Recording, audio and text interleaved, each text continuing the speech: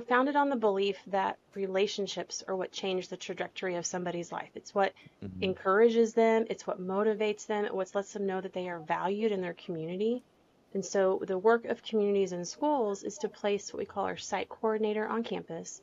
And these are typically schools that have some struggles, whether it's economic, they're Title I schools, or some major behavioral or attendance issues, but we're on site to help remove those barriers, working in partnership with the school admin, with the teachers, with the parents, and then ultimately with the student to say, okay, what are your strengths?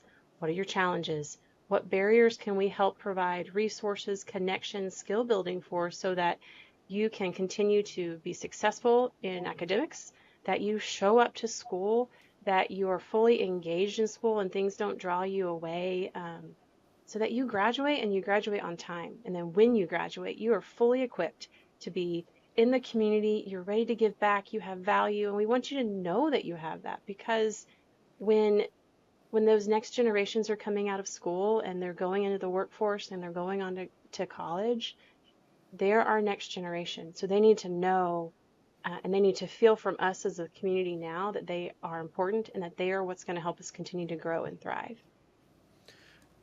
It's not easy work, all right, when you're working with young kids as well. But it seems like you guys really got it down packed. Do you have a story? I'm a big sucker for story. I love stories. A story of someone that you guys were able to just kind of turn around with a little bit of love and a little bit seeing them where they're at. Anything comes to mind? Yeah, so every year we celebrate our students and our volunteers and our educators. And one of our students that we celebrated this last year was a high school student.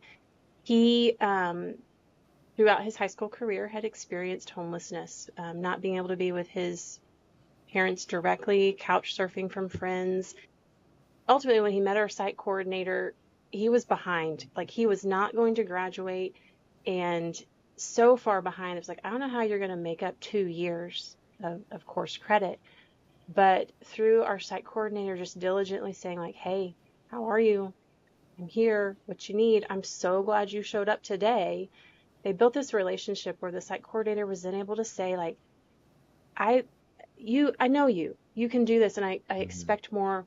What's your plan? So when the student came back their junior year, he walked into the CIS office and said, I'm gonna do it. I'm gonna catch back up. And from his junior year to his senior year, he went from having almost no credits to graduate to graduating his senior year and graduating on time, working through all of the hard things that he has gone through in his young life. And he graduated and he actually joined the Marines this year. And so he's picked his Wow. trajectory in life and is ready to serve and not just serve community, but serve country. So it's amazing. Yeah, that's huge. No, that's kudos to the organization. I mean, kudos to him as well. You know, he has to want it, but obviously everyone around him is what kind of inspired him to know that he had it within himself. You know, a lot of times it is hard to even see that far if you never witnessed that, right? If Yeah. no one's teaching you that.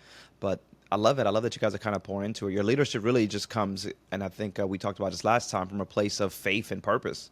Yeah. How do those two words kind of really overlap in the work that you're doing? Yeah. So originally, when Communities and Schools was founded by our founder, Bill Milliken, it kind of came out of this faith-based idea of this calling to serve others, to take care of others. We as an organization are not a faith-based organization at all, but it started in that. And so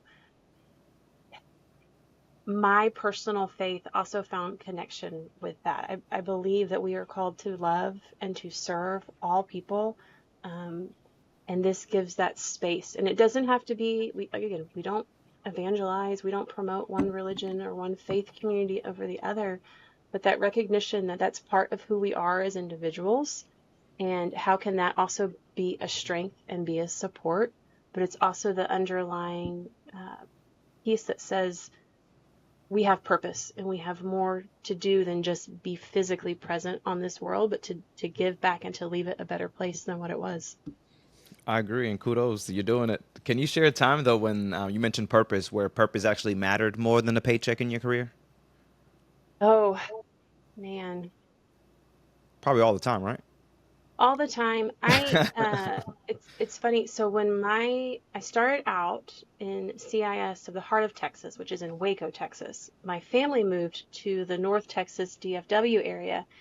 And when we moved, I remember my husband and I having a very distinct conversation about, was I going to stay with CIS? And when I had left, I was at a administrative level, and which obviously it comes with a little bit of a higher paycheck. And I said, I really want to, but the only jobs were on campus. And so we had to have a conversation about, okay, we can do this. Like a pay cut is okay because the Hmm. pay cut isn't as important as the work that I get to do. And that first year going back onto a campus, I met some amazing middle school students who were going through really hard spots in their life and then also their families. And so taking that pay cut for just that period of time didn't really mean anything when I got to come out at the end of the school year and see our students who had gone through abuse, who had been living in environments that were heavy with violence and with drug use and